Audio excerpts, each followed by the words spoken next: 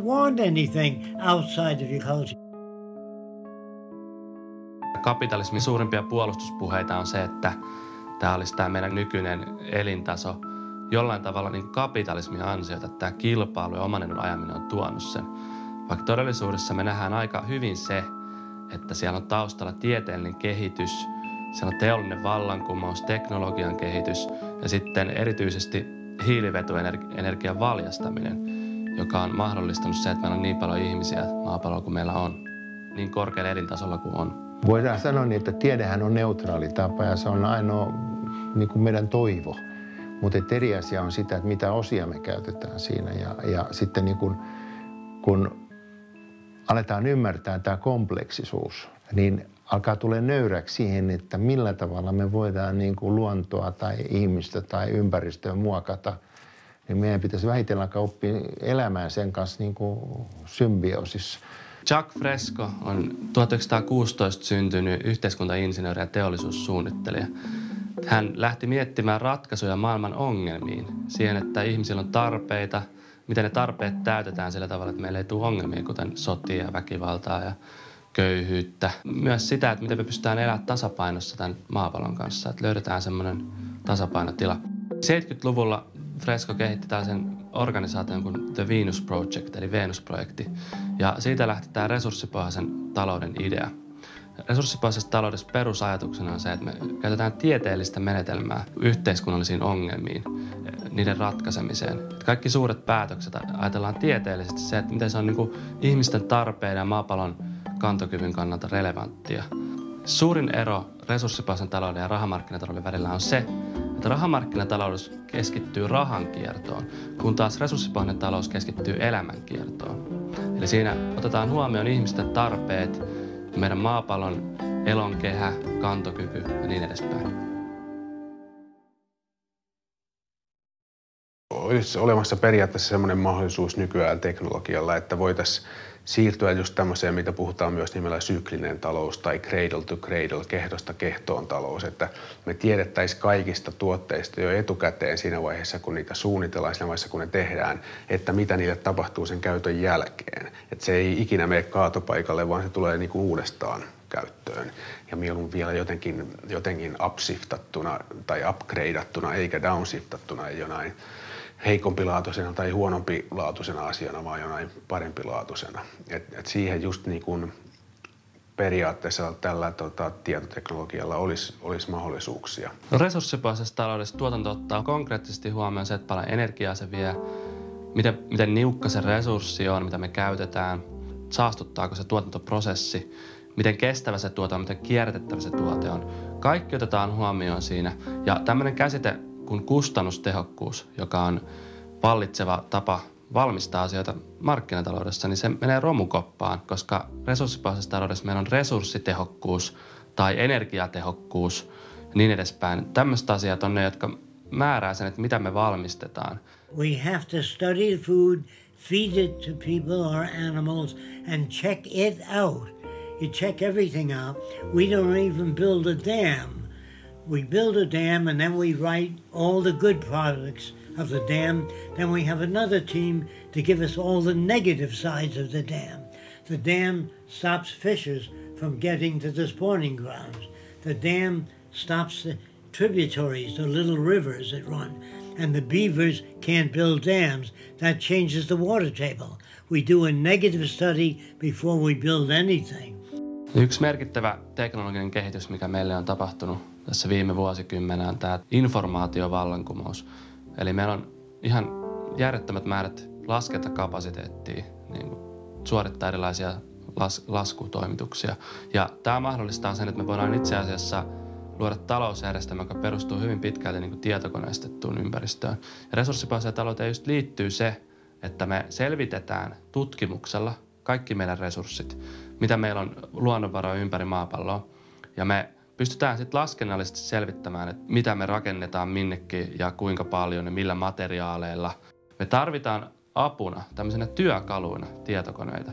Se on se tulevaisuus, mihin me ollaan menossa. Ja mun mielestä tulevaisuuden talousjärjestelmän tai tämmöisen uuden yhteiskuntamallin pitää ottaa se huomioon. Että meillä on nyt nämä työkalut, joita me voidaan käyttää joiden avulla me voidaan optimoida se tuotanto ihan eri tavalla kuin koskaan ennen ollut mahdollista. 9 months ago, computers were able to handle 1,000 trillion bits of information per second. No humans can do that. So what's happening is machines are able to handle more, so they will be in government with their tentacles out into agriculture, production, transportation, so you'll have a whole picture of the world. Not a machine, 6 on every circuit. So if one fails, the other takes over. This is not a machine takeover. All that crap that you see in Hollywood about machines taking over, machines have no feelings. They have no ambition. They don't want to control you. If you took your laptop and smashed it in front of 20 laptops, they don't say, we'll get you. If it isn't this weekend or next weekend, we'll get you. That's a human attribute. So machines will never take over. They'll be assigned tasks that man can't handle. Päätöksenteon perusprosessi on se, että jos esimerkiksi insinöörillä tai suunnittelijalla tai kenellä tahansa on idea, suunnitelma tai jonkinlainen ongelmanratkaisu johonkin asiaan tai silloin uusi talonrakennusmalli tai uusi liikennejärjestelmä, mitä se on miettinyt, niin se syöttää sen mallinsa sinne tietokoneeseen ja sen jälkeen me otetaan tämä tieteellinen menetelmä, joka on se perusta tälle systeemille ja me simuloidaan, testataan se malli. Katsotaan, onko se oikeasti toimiva. Jos me nähdään, että se on resurssitehokas se uusi ratkaisu, idea, mikä tahansa, niin sitten se otetaan käytäntöön saman tien. Siinä ei ole mitään sellaista kustannustehokkuuden prosessia niin kuin nykyään, että pitää olla rahaa ja sen pitää olla riittävän halpaa tai jotain tämmöistä. I've never met a politician that added 1 iota to society, made a safety device for automobiles, increased the agricultural yield, made electric trains instead of fume generators like coal when I was a kid. I've never met any politician that made any contribution to our country or any other country, saying this government's corrupt, we need decent people in government. That wouldn't work. If you had the most honest people in the world in government, if you ran out of resources, be lying, cheating, stealing, territorial disputes. You have to solve those problems, not point out the shortcomings. Mä en usko, että johtajat on nyt tässä enää se tie eteenpäin. Kukaan järkevä ei mun mielestä enää oikein usko, että yhden ihmisen kautta, oli se uskonnollinen pelastaja, taloudellinen maanjohtaja, mitä tahansa, se ei tule yhdestä ihmisestä tai hänen nostamisestaan jonkunnäköiseen ihmeelliseen statukseen. Mä ajattelen tätä semmoisena Wikipedian tyyppisenä systeeminä. Eli kaikki tieto on täysin avointa ja siihen voi osallistua periaatteessa kuka tahansa siihen systeemiin, sen ylläpitoon. Ja se on helposti nähtävillä, jos sinne tulee jotain väärinkäytöstä. Että jos tulee sitä korruptoitunutta käyttäytymistä, joku viilaa linssiin, niin se on hyvin helposti nähtävissä ja korjattavissa. Jos Wikipediassa joku artikkeli, jonka joku menee sössimään, niin se huomataan hyvin nopeasti. Se artikkeli lukitaan ja sinne tulee tämmöinen konsensuspäätäntämekanismi, jossa ne keskustelee siitä, mikä sen Wikipedia-artikkelin todenmukaisuus on ja päätyy sitten tieteellisten lähteiden kautta johonkin lopputulokseen. Jos on joku tämmöinen aihe, joka on kiistanalainen aihe, joku Smash-ase-mielenosoitus oli se, mistä mä aikoinaan opin tämän Smash-asemista tehty Wikipedia-artikkeli, niin sehän oli paljon luotettavampi kuin minkään lehden tai Ylen tai tällaisen raportit. Just sen takia, että kaikki osapuolet kirjoittaa siellä oman näkemyksensä eikä kukaan pysty monopolisoimaan sitä. Niin sen takia just tuommoisen Venus-projektin kannalta niin se, että se on mahdollisimman auki, tavallaan just takaa sitä luotettavuutta, eikä mitenkään vähennä sitä, vaan just takaa sitä luotettavuutta. Me muutetaan koko meidän tekniikan struktuuri ja tähän kysymykseen liittyy sitten muun muassa se, mitä mä olen Kiinassa viime vuosina kovasti touhunut, on nämä ekokaupungit, jotka on siis sellaisia paikkoja, jossa monien eri sektoreiden tekniikat yhdistyy ja niiden keskinäiset vuorovaikutukset otetaan huomioon.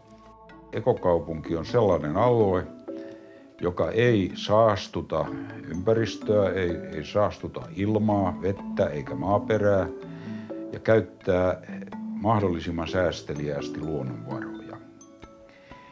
Kolmantena seikkana on sitten semmoinen näkökohta, jonka on esittänyt Richard Register-niminen henkilö, joka on sanonut, että ekokaupunki on sellainen, missä luonto ja rakennettu ympäristö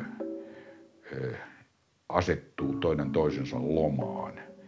Ekokaupungissa on toisenlainen liikenne, toisenlainen energiatuotanto, tuotanto yleensäkin, jätehuolto, vesihuolto, maankäyttö ja rakentaminen. Kaikki nämä on erilaisia kuin tämän päivän kaupungissa. All cities are no good is what I'm trying to tell you. When you live in our city, you'll find that it's convenient, comfortable. The whole city is immersed in a lovely garden. There are no parks. The whole city is a beautiful park, places to walk and go, music, art centers, cultural centers for your use without any fee or taxes. But if you say, I don't want to live there, there are thousands. You can live in the cities in the sea. The purpose of those cities are not cities in the sea. They're to restore the reefs. If you live there, you'll be studying marine science. We don't just have people living in cities in the sea. They are doing something, restoring the oceans, the reefs. Other than that, it's of no use, cities in the sea. Paloheimolla ja Frescolla on monenlaisia kaupunkimalleja, jotka on hyvin mielenkiintoisia. Ne on esimerkkejä siitä, että miten me voidaan luoda kaupunki suunnitelmallisesti niin, että kaikki otetaan huomioon. Et siinä peruslähtökohtana on se, että me tieteellisesti selvitetään se, kaikki ne yksittäiset asiat ja miten ne vuorovaikuttaa toisiinsa. Ja tehdään se mahdollisimman ekologisesti ja energiatehokkaasti ja resurssitehokkaasti. Se on ekokaupungin idea. I'm not in charge. We do a survey of how much arable land, how much water, that determines how many people can live there, not Fresco. I don't decide anything. Even the city I design will be a straitjacket to the kids of the future. They'll design their own cities. There are no great men in the Venus Project, no leaders, just teachers.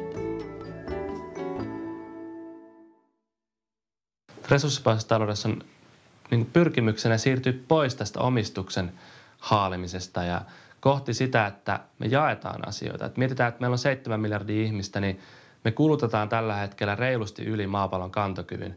Niin yksi hyvä ratkaisu siihen on rupea miettimään niin kuin resurssien jakamista. Suomessa on hyvä tämmöinen esimerkki kuin kesämökit. Niin meillä on 500 000 kesämökkiä Suomessa. Ja mun mielestä on aika hauskaa se, että nekin on suurimman osan ajasta käyttämättömänä. Ja meillä on 6 miljoonaa ihmistä Suomessa, niin se 500 000 kesämökkiä riittäisi niin kuin reippaasti kaikkien ihmisten kesämökkeilytarpeisiin. Tavallaan se on yhteiskunnalle paljon resurssitehokkaampaa niin kuin varmistaa pääsy kaikkiin asioihin, mitä ihminen tarvitsee silloin, kun se tarvitsee. Ei niin, että ihmisillä on joku henkilökohtainen esine, joka on lojumassa jossain, että kukaan ei käytä. Se on niin kuin resurssien haaskausta. Ja miettii, että kun meillä on 7 miljardia ihmistä ja tätä tapahtuu yhä laajemmassa mittakaavassa, niin se haaskaus vaan kertautuu ja kertautuu. Ja todellisuudessa meidän tuotantotarpeet, mitä me tarvitaan tuottaa asioita, on paljon pienemmät kuin mitä me kuvitellaan. Suomen hallitus on saanut kitkettyä pitkäaikaistyöttömyyden kokonaan pois. Asiantuntijat ovat yllättyneitä ja mielissään saavutuksesta. Nyt näytettiin kaikille. Oli skeptikoita ja ei-miehiä, mutta halusinpa nyt vaan nähdä kaikkien naamat. Uuden määritelmän mukaan pitkäaikaistyötön on henkilö, joka on ollut työttömänä yli 100 vuotta. Kyllä työn luonne on jo nyt muuttunut. Yhä harvempi ihminen tekee työtä sen vuoksi, että on ehdoton pakko tehdä työtä. Varsinkaan niin paljon kuin mitä tehdään, vaan sitä tehdään sitten sen työn tuottaman lisähyödyn. On kunnon mies tai kunnon nainen, kun tekee ahkerasti työtä, paiskotaan ylityötä, saadaan lisää rahaa, on varaa enempään, hienompaan autoon, useampaan Thaimaan matkaan vuodessa. Tai työtä on vaan mukava tehdä. Se on sosiaalista, kavereita, siinä kuluu aika. Me ollaan jo aika kaukana sitä työn käsitteestä, mitä se oli tuolla meidän isovanhempien aikana, jolloin työ oli se ehdoton pakko. Joko sä teit työtä tai näit nälkää, taikka sun pakotettiin tekemään työtä. Työ muuttuu yhdeksi vaihtoehdoksi kuluttaa aikaansa ja samalla tavalla myöskin se työ, mitä tarvitaan, ei tarvitse enää mennä Kalle Päätalo-tyyliin 13-vuotiaana tonne sitten mettää kaatamaan. Metsurit on kadonneet hyvin pitkälle Suomesta, koneet on korvanneet ne. Demarit ihmettelee mitä tehdä, kun olet havahtuneet huomaamaan, että hetkinen työväenluokka katosi. Mitäs nyt työväenpuolue tekee? Maailma muuttuu, Eskoseni. Palvelusektori, joka